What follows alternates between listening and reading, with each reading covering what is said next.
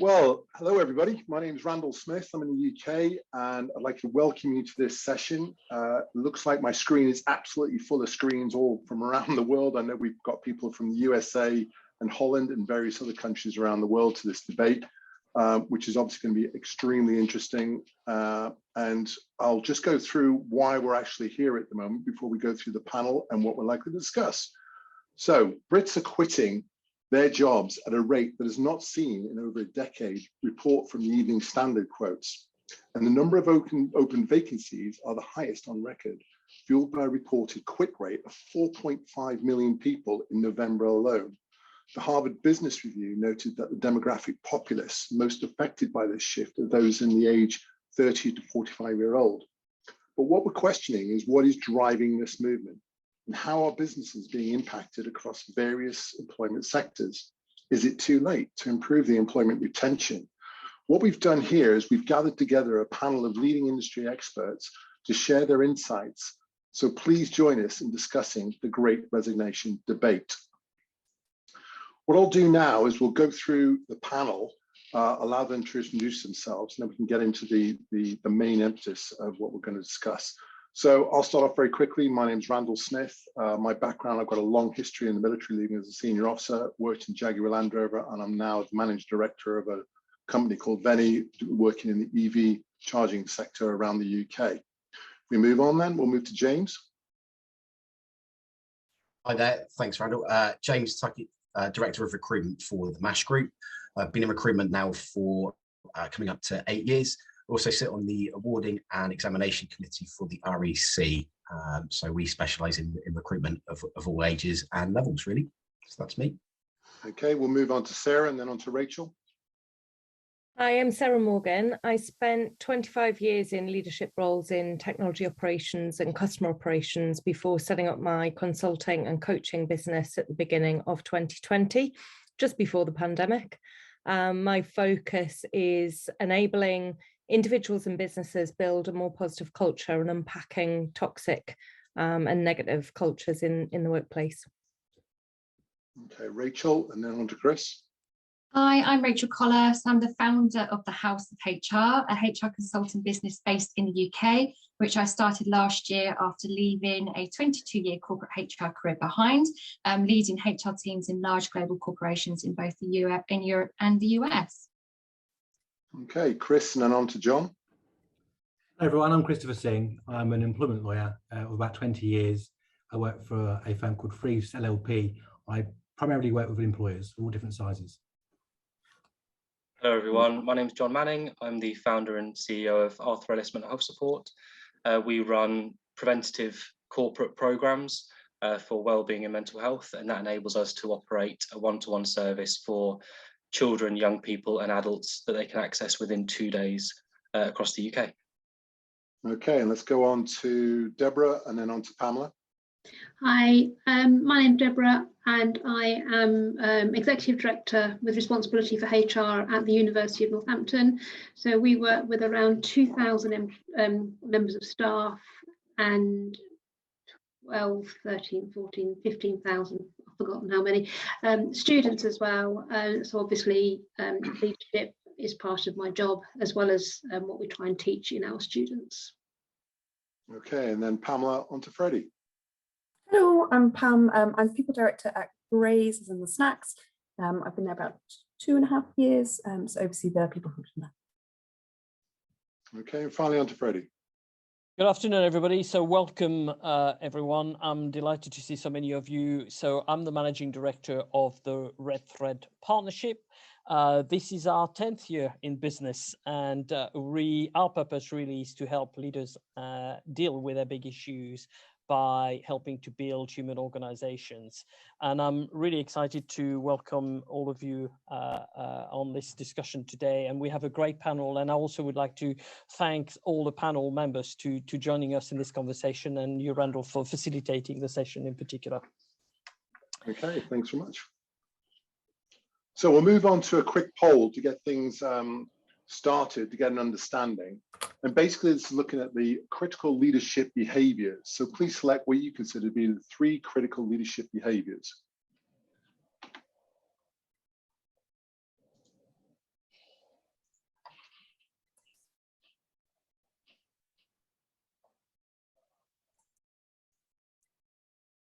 Okay, so the results are probably bouncing in now.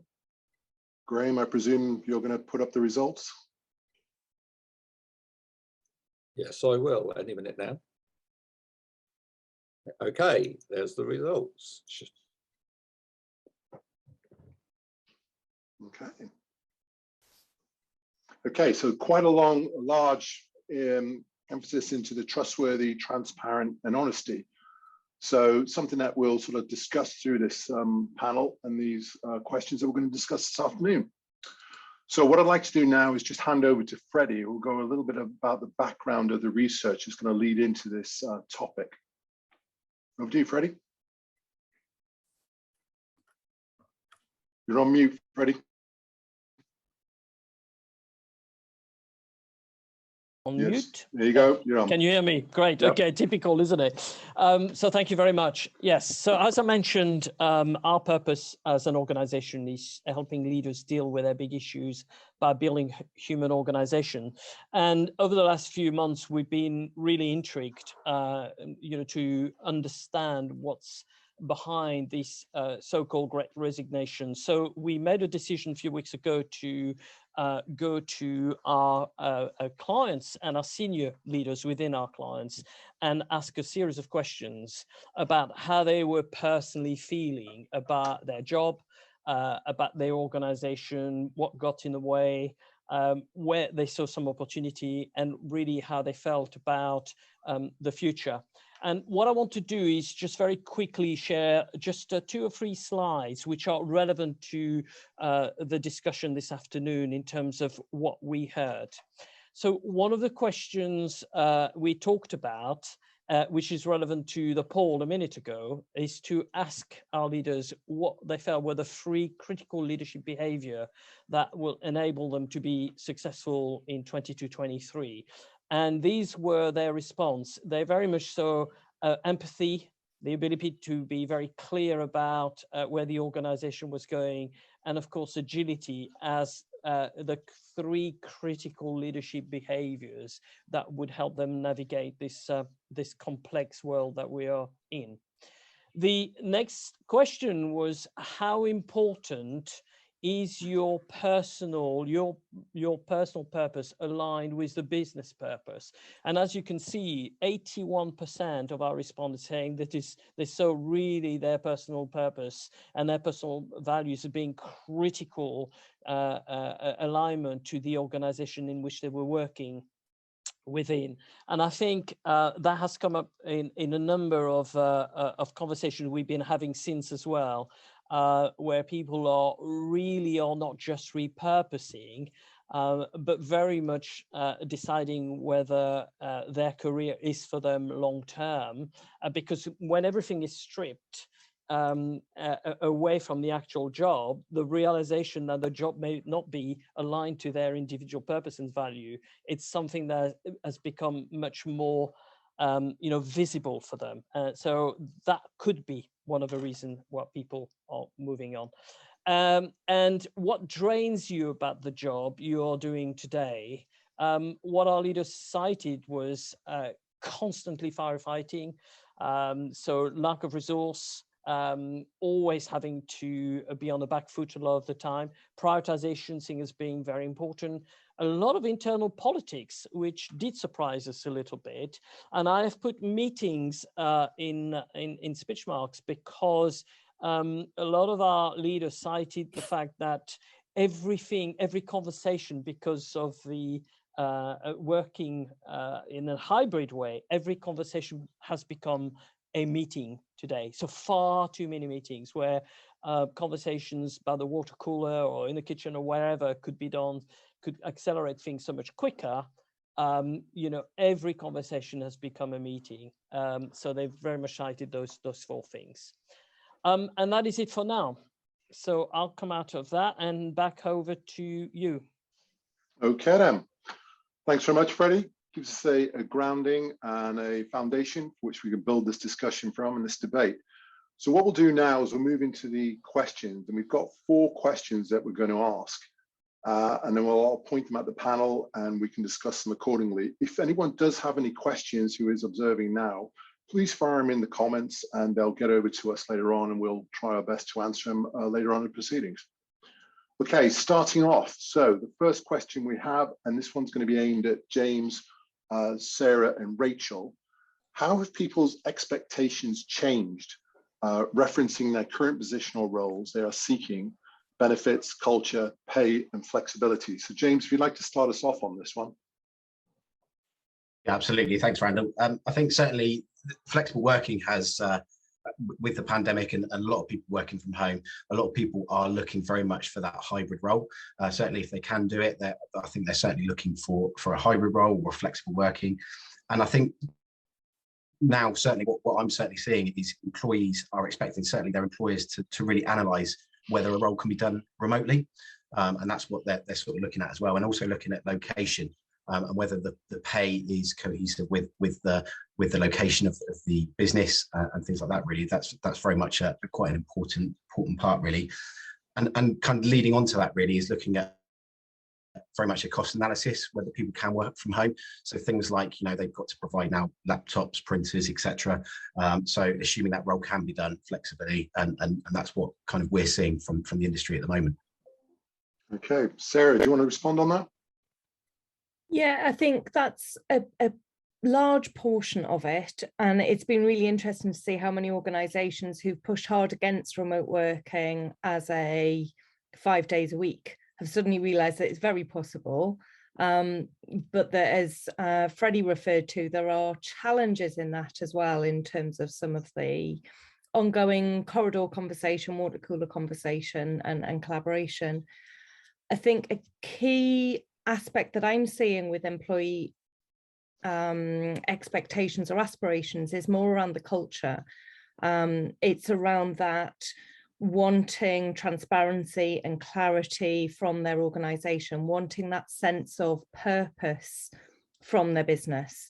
And I think increasingly employees aren't prepared to accept the poor culture, the negative aspects of a working environment, and have had a break from the bullies in the office, and they're not prepared to put up with those negative cultures any longer. True. And Rachel, any comments from yourself?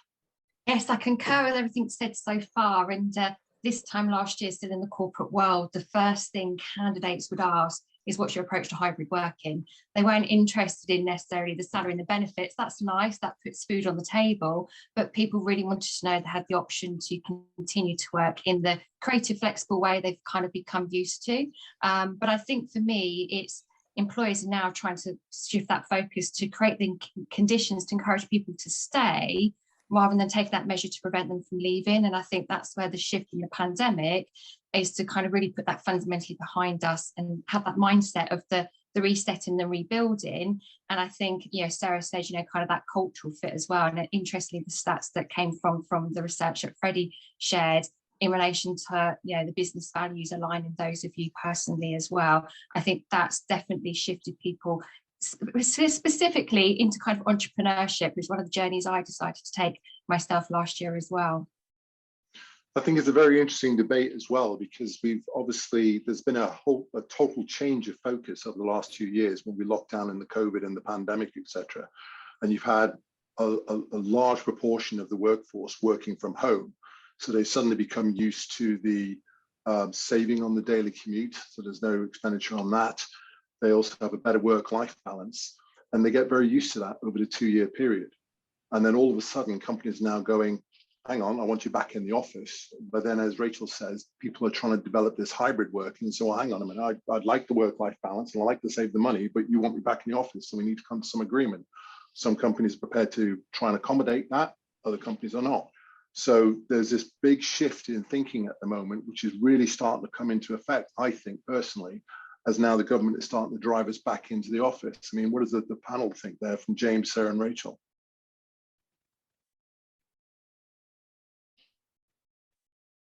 I'll jump in there, Randall, if that's all right. We're certainly seeing that. And I've got a story that I heard from a particular candidate recently, that actually they were in IT earning a 6-figure salary, and actually, they were productively working from home, and actually, as a result, they were, turning over really, really good figures. the change then came about, as you've quite rightly mentioned, that they wanted to come back into the office, or that the employer wanted them back in the office. And the candidate was, hang on a second, we're doing a good job working from home here. Let's have some sort of hybrid working. And I think employers rather, are certainly missing out and losing candidates as a result of that kind of not willing to kind of move across to that hybrid working that they're currently used to.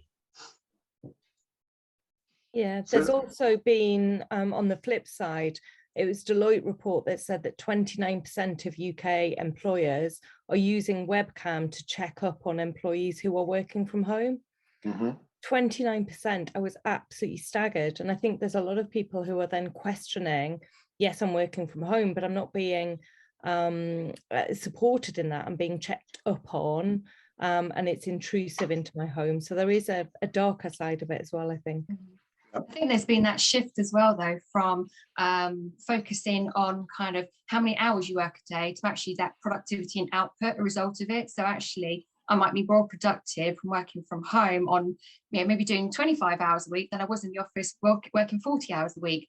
But I think obviously there are some businesses where it just doesn't work. The hybrid model hasn't worked for some organisations. And I think it's recognising that as well, that there's just somewhere that's not going to be possible. But I think, like James says, there's a lot of organisations that are potentially losing out on some great candidates out there if they're not willing to at least explore that and see what options could be available to support both the candidate and the organisation.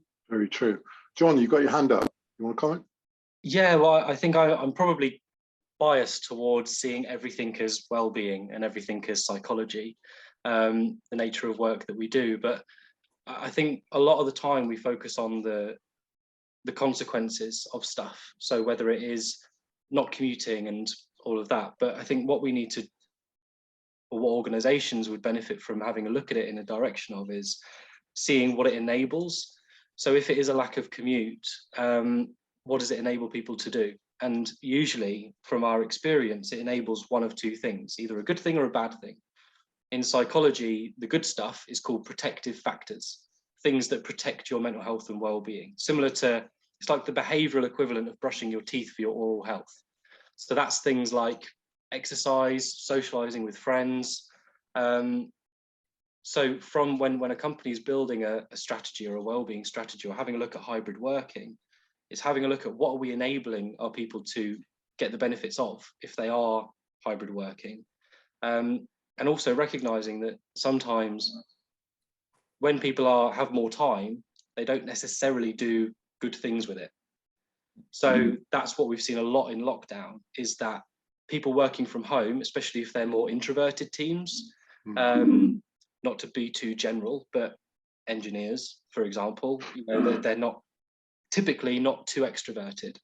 They're going to do a lot better in lockdown, but coming out of it, the more negative behaviors in psychology, it's called maintenance factors that maintain a negative state, have been enabled by locking people up in their homes. So there's an education piece around, are you working from home because it's helpful for you, or are you working from home because it's enabling negative behavior? And I think that there's an education piece with organizations and seeing what are the decisions that we're making supporting the causes or causing consequences. Okay, very interesting debate. I think what we'll do then is we'll move on to the next question. Please, if you've got any questions, please fire them into the chat. As I said earlier, there's a few coming through and I'll pick them up later on so we can go back to them. The next question we've got then is, where was the tipping point and why now? So we'll fire that at Chris, Sarah and John. So Chris, do you want to open up for us on that? Yeah, thank you, Randall. I think we can't ignore the pandemic, can we? It's a rather obvious one there. And I think from an employment lawyer's point of view, at the start of the pandemic, you had people placed on furlough. So they had little contact with their employers or their colleagues, or perhaps they are working from home and were working from home. So there is a physical disconnect now between the workforce in some regards and their employer. And I think when you have that disconnect, you lose some of those intangible ties, and whether that's enabling bad behaviours, as John was talking about, or just actually avoiding socialisation, culture breaking down. And I think if you're working from your desk in the kitchen or maybe a study, does it matter who you work for? and you lose some of those connections. So I think there's been a change in culture, and actually I think it's quite difficult now as well, because you've had that disconnect, and one of the ways employers are trying to deal with that disconnect and impose their culture again is encouraging people back to the office. And for some, I think some of the speakers have said today that that's quite good for individuals to do that, and you can see why it'd be good for organisations. But on an individual level, it isn't good for everybody in terms of them gaining things in their life, losing their commute, having more family time. I think being encouraged back to the office, people are making choices, because if a particular employer says you must be in the office for whatever reason, we work more efficiently, it's better for our culture, then they need to understand some of their competitors are saying the opposite. And some people make choices based on where they want to work. Now's the time to do it, because some of the better employers are offering choices to people. Okay, Sarah, do you want to answer that? Yeah, I think when it comes to remote working, hybrid working, or office-based, there's something around flexibility and choice that we seem to have almost swung entirely in the opposite direction. And I worry sometimes around the younger employees, people who are missing out on osmotic learning because they're not surrounded by people who are performing the role and have been for a period of time. There's, like we've talked about, the water cooler moments and those conversations. So enabling those to happen in a way that can be supported either remotely or not is really critical. It's not one size fits all. Just because it's not good for everyone to be in the office doesn't mean it's good for everyone to be at home. But I think the other thing that has really pushed people to stop and think is the way that they've been treated through the pandemic, where they've been, like I say, checked up on rather than checked in on. They've been expected to be at their desk from 1 minute to 9 till 1 minute past 6, back to back on calls, without even the time to walk from one meeting to the next, and therefore no time to pop to the loo, no time to grab a coffee, an expectation of being permanently on, because where else would you be? I think there's been an additional stress and load on some employees and some organisations that's really eroding people's mental health and pushing them to make a different choice. Point. John, what's your thoughts? Eroding is a great word, Sarah. If we talk about like a tipping point, and if we want to like give it a year, I'd say 2007. Well-being is a skill. We're not all born immediately happy. We're born crying for the most part. And skill is something that well-being is a skill that we develop over time. I won't go into all 5 areas, but there's 5 fundamental areas of behaviour that we need to develop skills in. One of them is communication. If we have positive communication skills, then we have positive relationships. A lot kind of dominoes on from that. So if you look at 2007, when most smartphones come out, there's massive correlations between that and people's unhappiness. And if we're looking at, we focus on the causes of things rather than the consequences of what that brings. So if you look at the causes of a fundamental change in our ability to communicate since the introduction of technologies, in our one-to-one service, the psychology people that work in there use as an example of, if you need to be assertive, how would you feel about taking something back to a shop? You need a lot of communication skills in there, especially if someone isn't accepting the return. When do we need to do that now? We put something in the post and we don't never speak to a human. So I think that looking at a tipping point of when it started to become difficult is the introduction of things that don't enable our well-being skills. And therefore, they, like Sarah said, they will erode our mental health as a result. So having a look at how we identify opportunities internally within our organisations that develop people's well-being skills will make a happier workforce at the root cause of it. And I think since 2007, there's been a downward trajectory to diminish those skills. There's an interesting comment that's just come in from John Henderson about the water cooler side of it. So he's saying, if people are choosing to work from home to avoid a toxic work culture, is this not avoiding a wider issue? So creativity is stimulated by the water cooler moments. Are we damaging this as we are not dealing with the underlying problems? So How did we feel about that, Chris, Sarah, John again? Yes, I think the same. We said lots of things we're avoiding. It's the problem is though is there's two problems there, isn't there? One is dealing with the culture, and the second is to do with if people are working remotely, how do you still promote that socialisation of workforce and that collaboration? And I've only the answer to that. I think I'd be a millionaire. I think some of you know better than me how we do that. And sorry, while I'm talking, Randall, there's a couple of things that Sarah said that I was going to mention that's slightly different to that, which Sarah was talking about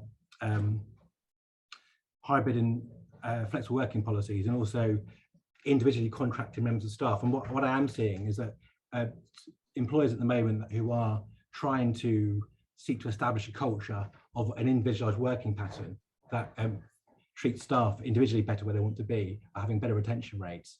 And equally with hybrid and flexible working, they are two separate things to my clients. And lots of them are saying, well, we've got hybrid working. And what does that mean to you then? That means staff work from home 2 days a week and in the office 3 days a week.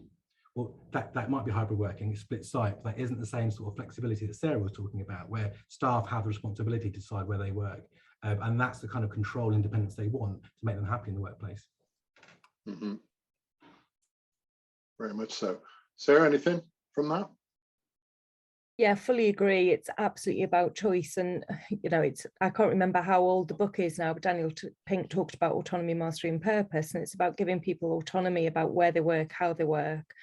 And to Rachel's point, I think it was Rachel anyway, it's about looking at the output and the contribution that individual makes and how they make that contribution, not whether they're sat at a desk in A or B location. I think that's the key for me. Okay, very interesting. Okay, so let's move on to the next question then. So the next question is, are the younger generation now setting the standards for the workplace? I'm going to fire that to Deborah first and then follow on with Rachel. Oh, there you go. No, I don't think they are. And I think it ties in so much with what's already been said.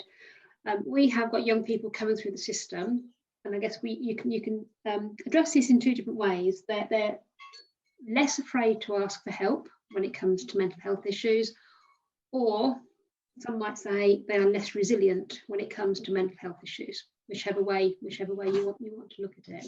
So these are kids that are coming through the system, they're coming through schools, they're coming through universities, and growing mental health issues, concerns, etc., going straight out into the workplace. And are they setting the standard? No, I employ quite a few graduates. They are hungry to develop and they're hungry to learn.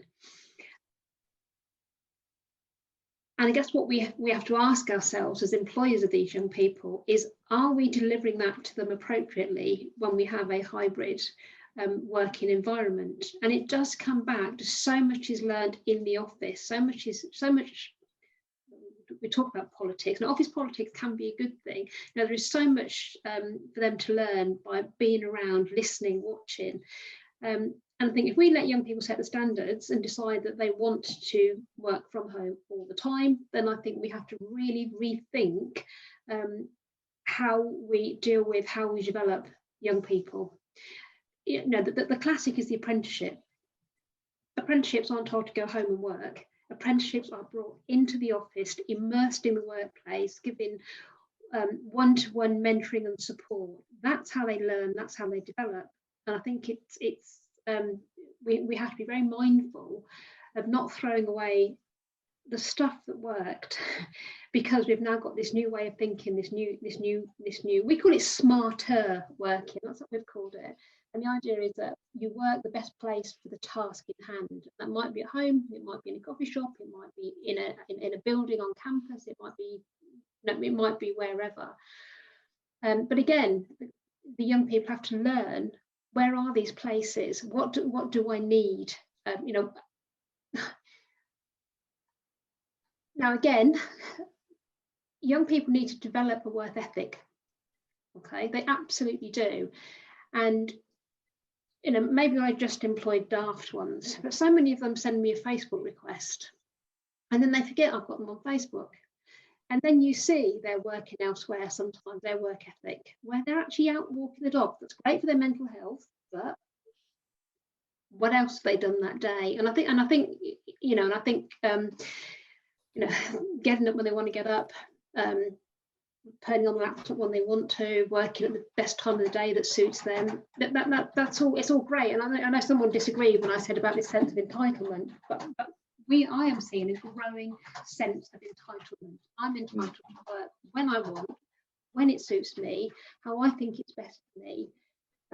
Maybe it's because I think I'm setting the standard. But that's kind of a maybe slightly more negative flip side.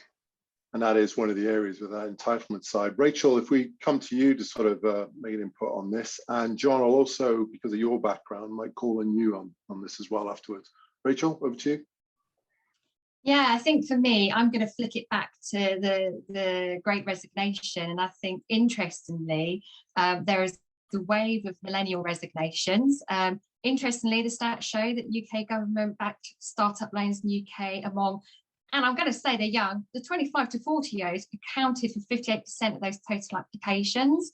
So I think that's where we're starting to see people starting to really reconfigure those careers, decide to work for themselves. And I think the younger generation are seen as more increasingly willing to take on risk and pursue new careers to achieve their personal goals and align with those values. So I think we see a lot more around, if we think topics about COP26, people looking at organisations that offer, corporate social responsibility is high on their agenda. Some of those things for, the workplace become more important for those younger generations. So they're looking to see, how does that company's values align with my own and my own ethical green credentials, stay time with them as well. So I think some of that stuff is getting high on the agenda because I think the voice of the younger generation talking about that a lot more. Okay, John. Yeah, we work with our clients. The millennials always come up as an area to focus on, and it goes back to what I was saying earlier on. Since 2007, the introduction of technology and that sort of thing. When it comes to well-being and mental health, try and be as politically correct as I possibly can be. It won't work. Mental health awareness has been developed in a particular way. People have been, certainly in workforces, in schools and that sort of thing. The emphasis over the last 15 years has been on recognising conditions. So I could ask everybody, have you heard of anxiety and depression? The majority of people would have. If I then, if I'm in a business or in a school or doing an assembly or whatever, if I then ask that same group of people, okay, if you get it or you experience symptoms, how do you recover? No one has a clue. Mental health awareness has been raised backwards. We should have, what's kind of happened, and there's a lot of training that goes into organizations, which is condition focused. So there are people who have had a day or two of training and who are recognizing people who've got depression and anxiety, and very dangerous. So there's kind of been an emphasis on the signs, symptoms, and problems associated to mental health and well-being, without an awful lot of solutions being presented. If you look at then, where organisations are signposting people to, signposting young people to, certainly from a young person's perspective, the children's mental health services where people would have sat in before they've started to come into the workforce now, there's been a lack of investment for the last decade. So about 75% of children and young people get rejected from support altogether. So they essentially have to find their own way until they turn adult, and then they get referred into adult services where the waits, Royal College of Psychiatrists did a report a couple of years ago saying that in some cases the waits for mental health support, meaningful support, is 13 years for an adult. Where we are in Milton Keynes, there was a report in 2019 that it said it takes 10 years for a child to get meaningful help. So it is a shocking area, isn't it, with the delays and everything else. If I could just bring Pam in, I mean, what are you noticing when young people have joined you in the workplace from your side? Yeah, look, we have a really young workforce. As an organisation, we're only in our teenage years. So I guess we don't have all those long servers around. So I do think that drives a bit of the culture. I don't think that's a negative thing, though. I felt like there were a few comments there that might perhaps be negative. I think people know what they want, and I think they're clear about it. We pride ourselves on being a purposeful organisation, and therefore we attract people who are also purposeful. But I was just reflecting as I was listening there.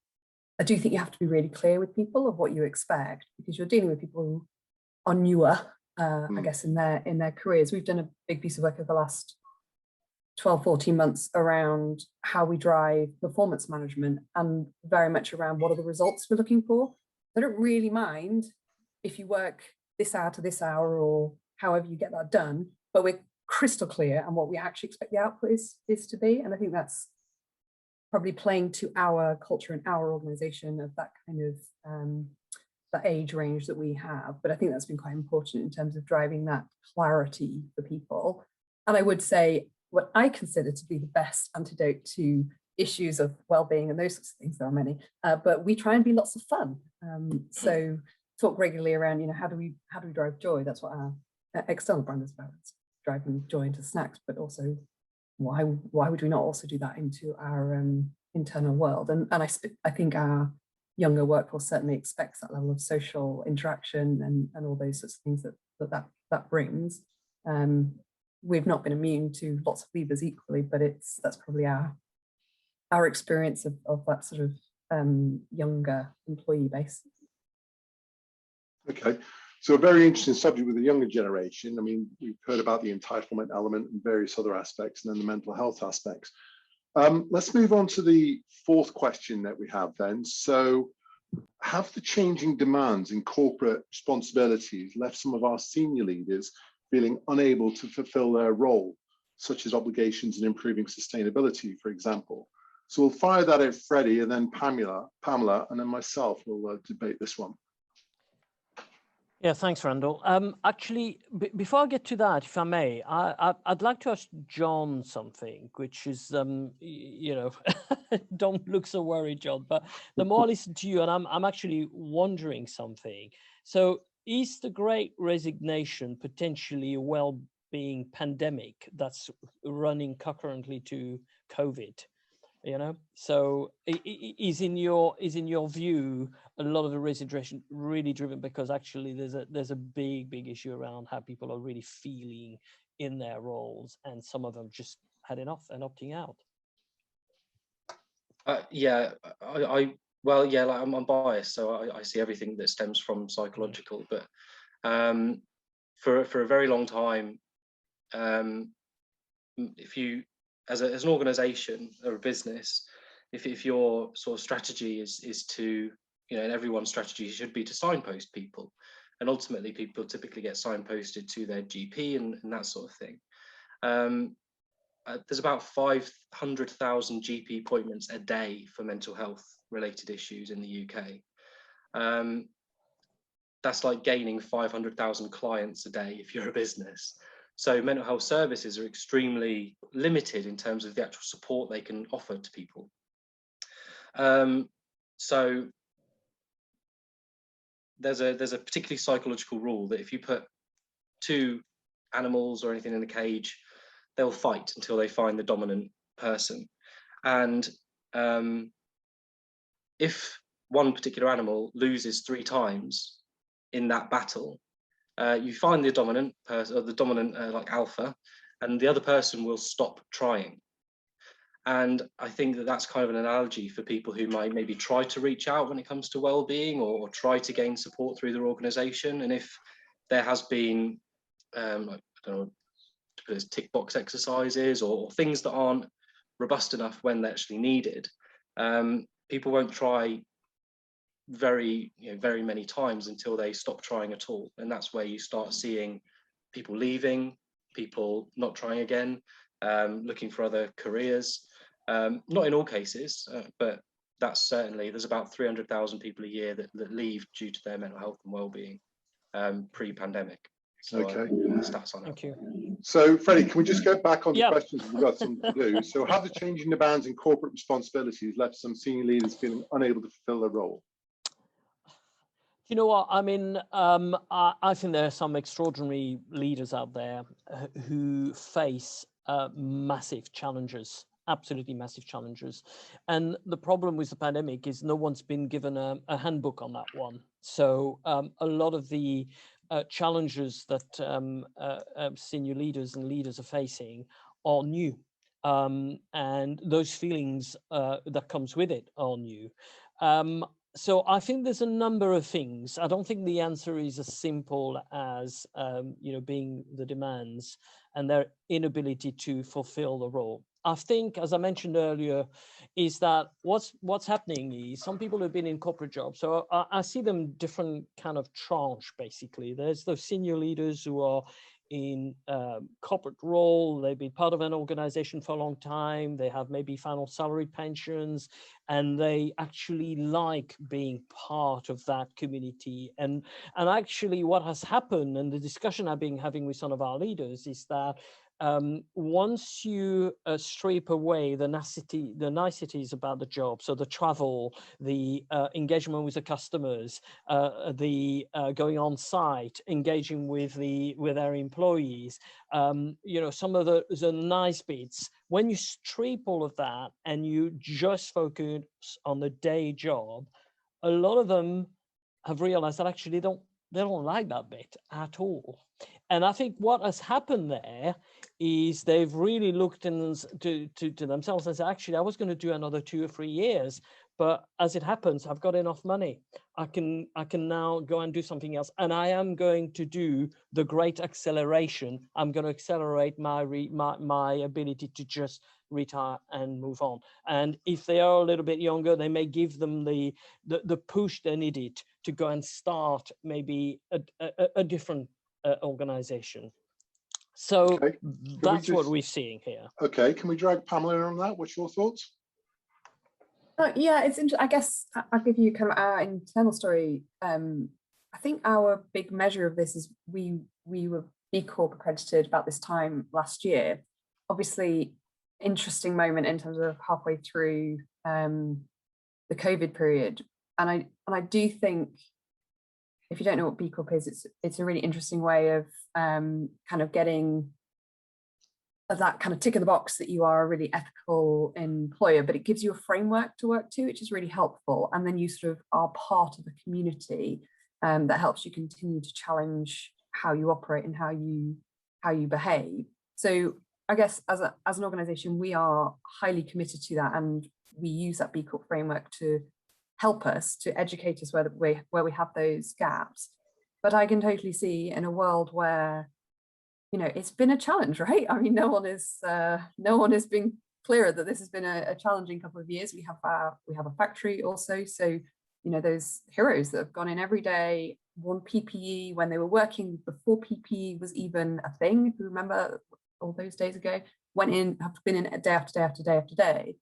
That actually, it's easy to forget some of those greater purposeful activities because you are firefighting in the here and the now. I think one of the things that I am proudest of probably of my career is how we have treated our people through COVID. So we have become a living wage employer during this period of time, and actually for me, it really recognises the work that those factory people do. What a lovely thing to be able to debate whether or not we work hybrid or not. Actually, those people are on the shop floor day after day making food, which is really, really critical. So I can kind of see it in the rounds. I can see how there are many things distracting us from those greater purposes. For me, and I guess the leadership that I sit within, it's kind of why we're here and why we're at Grey. So it's sort of the fundamental of why we choose to be there. And I think the framework then of B Corp has really helped us to figure out some of the detail there. It does become a very interesting debate. I mean, from my point of view, I think a lot of people, particularly the older generation, had a certain leadership style which they just blunderbusted through and repeated and went up through the corporate ladder. But then, of course, all the other challenges are thrown in of the younger generation with different expectations coming in. You have people who are now working from home who have expectations for that. You also have the sustainability issue and climate change coming in.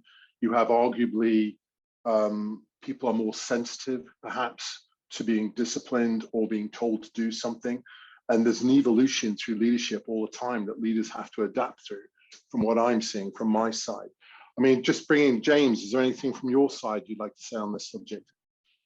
Yeah, just sort of going back to you mentioned there, Randall, about the younger generation, and I think there's so much the sense of getting that immediate promotion. You know, the younger generation are they need stuff now, and you know, you've got that with text messages and emails and things like that. And actually, is there an expectation out there? And this is to the rest of the panel as well. Is there an expectation out there for those to kind of expect that progression almost immediately, and get that growth within that business and that employer? Okay, brilliant. All right then, so let's finally move on to the final question that we're going to debate. And this is classed as Freddie's bonus question for one. So with so much focus internally on improving staff retention, are we in danger of forgetting to ask what our customers / clients need and want from us? And I'll open this out. Let's open it out to Rachel first to start this one. I think for me, absolutely. I think businesses need to be mindful about the correlation between kind of employee engagement and customer engagement. So in my world, it's a lot about that employee engagement and getting that right, and the knock-on effect that has across many different things in the business, including that high engagement, customer engagement that you're looking for isn't going to happen if you haven't got the right employee engagement, in my view. Okay, Chris, do you want to come in on that? I lost my mute button. Yeah, I'd agree with that. I think most of my clients are not my firm as well, but the customer at the centre of what we do. And there's always a challenge putting the customer at the centre of what you do compared to putting the employee at the centre of what you do. And there's always a challenge for those two things. So I'd like to think in our particular industry that there is need for face-to-face time, but not all the time. So and also there's a need to manage the expectation from customers. Okay, Deborah, any thoughts on the question? Yeah, we had a real conflict over this because our lecturers wanted to deliver online virtually from home. Our students absolutely wanted face-to-face on campus, and that presented some real challenges. And I think, were we to listen to what our staff were saying that they wanted, we would have to have remodeled everything we did, because how can you charge how can you charge the full fee when the students aren't having the full experience that they brought into? I mean, in the higher education sector, the government was pretty clear. We had to deliver face-to-face as soon as it was safe. Question mark, okay. What is safe? But so yeah, had we listened to what our staff wanted, we would not have delivered what our customer wanted. Okay, Sarah, comments? It's really interesting. There was some research, I've been trying to remember where I saw it, but it shows that where you have really engaged and happy employees, the company will outperform the competitors by 147%. So I would always put employee engagement at the heart, because I genuinely believe that customer satisfaction follows. Okay. John, do you want to make any comments on that? Yeah, I think we're kind of going through it now as an organisation ourselves. Being in mental health, we've I appreciate not all organisations have had this. We were very lucky, but we've grown by 700% since the beginning of lockdowns. And one of the things that we've been addressing with the team is like, why did you get into this career in the first place? So if you think about teachers, and I know that there's a massive, great resignation in the teaching profession. Teachers get into to teach and to work with students, not to mark until 11 o'clock at night, which a lot of them do, and all of the paperwork and the different stuff around it. So I think really figuring out why people get into a profession in the first place, and allowing them to be able to keep that. We've got directors that still do one-to-ones because they got into psychology because they love working with people. Mm-hmm. So I think enabling, if you're structuring a workforce, enabling people to still be involved in what they're passionate about is a really key thing, rather than getting tied into the boring stuff. Boring stuff. There's an interesting analogy that I always use my staff and my suppliers and my teams, is that we're all part of a pyramid. So a pyramid strength is built by the foundations. And if you look at something like the Great Pyramids of Egypt, they're 4,500 years old. So it's a great analogy to use because they've been around forever. But ultimately, what you're doing is you're supporting a customer at the very pinnacle of that pyramid. And that customer buying your product is paying everybody's wages in that pyramid, from your company, your retailers, your company, your suppliers, all the way through. And unless we all work together to make sure that customer buys our product and retains our customer and buys the product again, we're all out of a job. So it's one of the things that we always have to consider when we're talking about staff retention, to create that good workforce and happy workforce who wants to work for us, because we're all working together, regardless of what rank we are in that pyramid, to ensure that our customer buys our product. Let's move on to James. James, anything you want to say? Yeah, I just want to jump in there with regards to, people buy from people. Ultimately, if you think of any product that you deal with, you generally build a rapport with that salesperson, be that, inkjet cartridges or whatever it may be. You build that rapport with that individual. And I think then if businesses are focusing on staff retention, then actually they're helping their customers as a result, because, ultimately, their customers will come back to that individual. Recruitment is a high turnover staff industry. I'll be honest with you, and clients will come back to that individual, to that recruitment consultant, because they built that rapport. And if they've got to build it again from the ground up, then ultimately, they'll look elsewhere, I think. Very much so, yeah. And finally, let's go to Freddie. See what you have to say. Yeah, I mean, it's interesting. I mean, I wanted to ask that question because we've just been commissioned to work with a large insurance business. And the work that we are doing is to try and create the blueprint for them around hybrid working. And what we're doing is we engage with their organization and their employees to really find out from everyone what they are looking for, what they need. And part of that, and part of the narrative was in our discovery phase, our client very much said, but look, we are a broker business. And if we look at our history and how we've been working and the way we trade with people, it's all about trust. It's all about our ability to truly understand a problem, to build very close-knitted relationships. So, whilst we do this work, we absolutely need to put the voice of the customer as part of the as part of the narrative, and ask at every level of the organization. That's all very well for us, but how would that feel and fit with our ability to trade with our customers? I mean, undoubtedly, some of it needs to change. Undoubtedly, businesses need to evolve, but often, and the danger for me was there's so much focus internally in some of the conversation we've been having that we have to keep reminding people to say, what about your customers?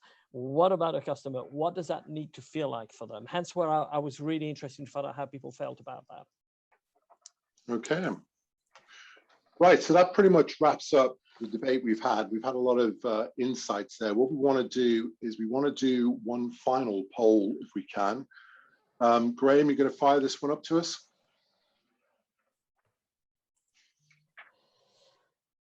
Okay, so after hearing everything that we've talked about, what makes a good job? And if we'd like to take a vote on that, and Graham can do the collaboration of stuff.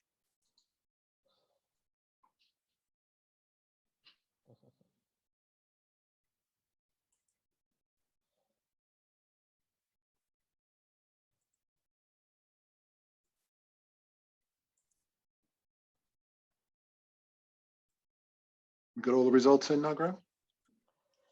Very nearly.